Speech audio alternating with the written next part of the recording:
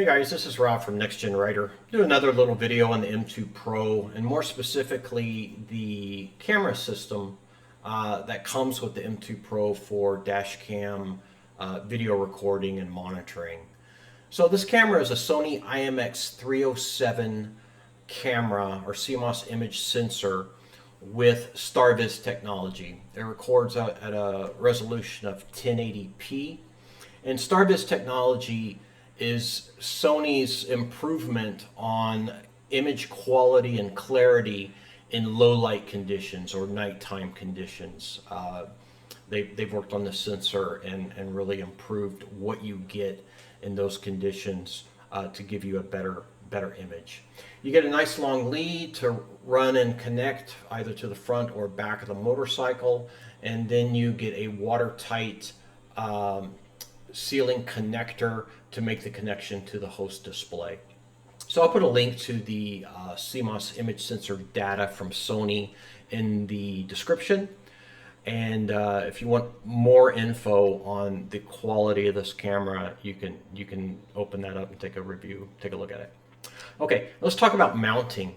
So the camera comes mounted, it has a base, square base that has the 3M adhesive that you can peel off and affix to maybe some Tupperware, some plastics you have on the bike. It also has two holes that are drilled, so if you wanted added mechanical connection, you can do that. And then it has a kind of a pivot, kind of like the GoPro style. And so when you loosen this pivot, the camera is able to rotate inside of the circular clamp that captures the camera. And it is captured. There's a recess around the camera, so if this were to loosen up slightly under a ride or riding conditions, the camera is not going to immediately come out. It's captured in a groove, but it does allow you to rotate the camera.